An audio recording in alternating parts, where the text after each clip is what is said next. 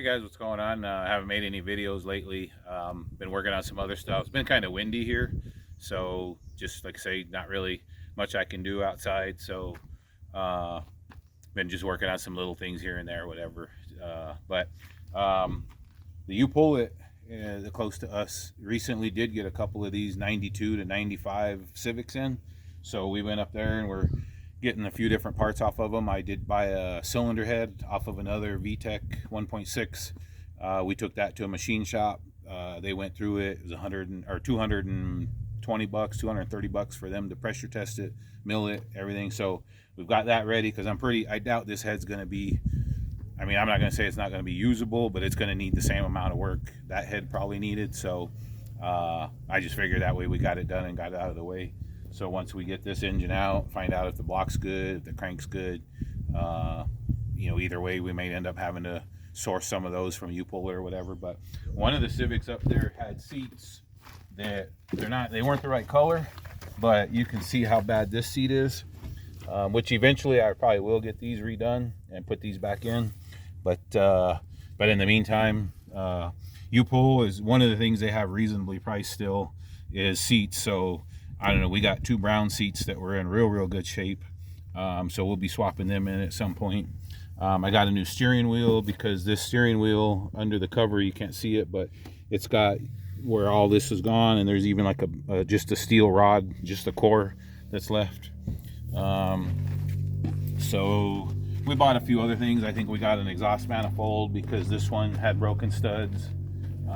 This is the new steering wheel we bought, which they don't sell airbags, so we got to reuse the horn cover with the airbag and stuff anyways. But that'll be the steering wheel we put back on for now, which I don't know, I'm sure he's gonna want to put like an aftermarket steering wheel at some point anyways. He's already mentioned that. But one other thing I did get accomplished was I bought a new oil filter because as bad as this one's knocking, I'm pretty sure we're gonna find a lot of little particles in this filter.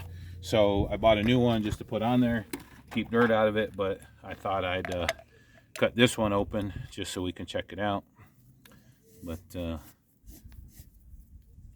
and this filter wasn't, I want to say, what's the date on there? 3/19 of 22. I put this filter on, I changed the oil. This is before it was my son's car, and so it's got 268,000, or that's what it had when I changed it, and I believe it's only got like 269,000 miles now. So it was not running very great when I changed the oil, and I did some other little minor stuff just to get the car running again. But I guess it lasted 1,000 miles after all that. So we'll see what we find here.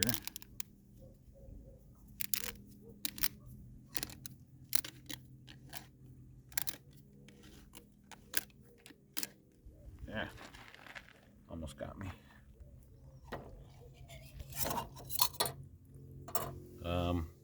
And I think I had used Chevron 10W40, the Chevron Supreme. So let's see. Actually, yeah, you can see. I don't know how good the light is. It's kind of a cloudy day, so, but there's a lot of metal flakes in there, little chunks and particles,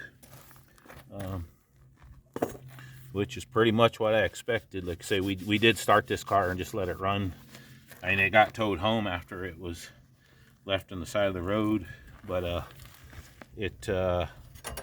since we towed it home, or towed it over here, got towed to one place and then over here, we just out of curiosity, we did try starting it up, and it was making a whole lot of racket.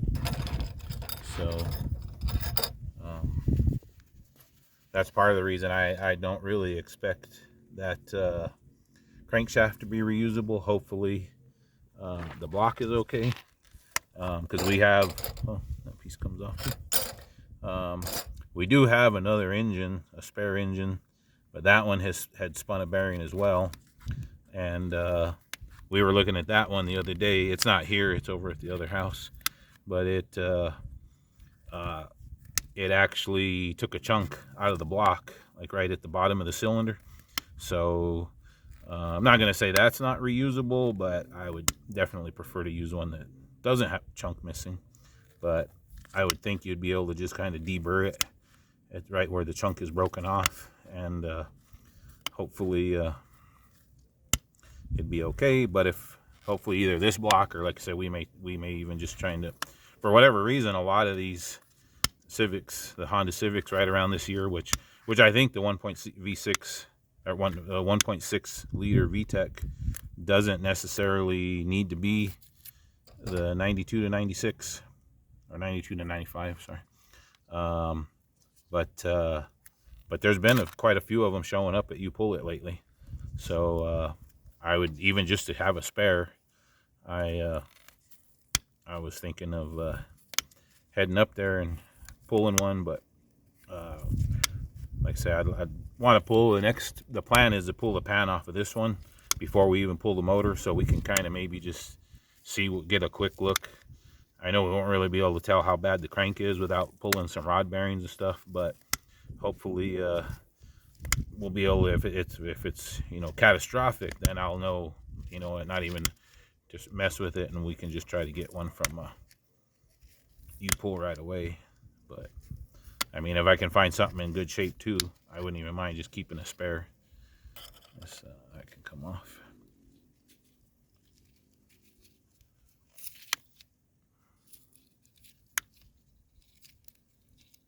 All right.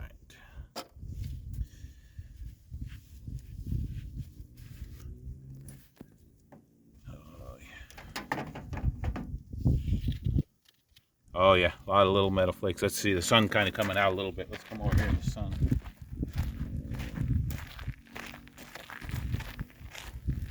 And yeah, there's some glitter. Probably all just rod bearing pieces, but and the other thing, probably not going to do it today, but I've seen some other videos of people taking apart engines, and the VTEC valve itself has the little solenoid or whatever in the back of the head that has a screen on it, and that will trap a lot of little metal particles. So we'll probably pull that off at some point as we take this apart and see how much is trapped in there. But all right, guys, well, pretty much what I expected to see.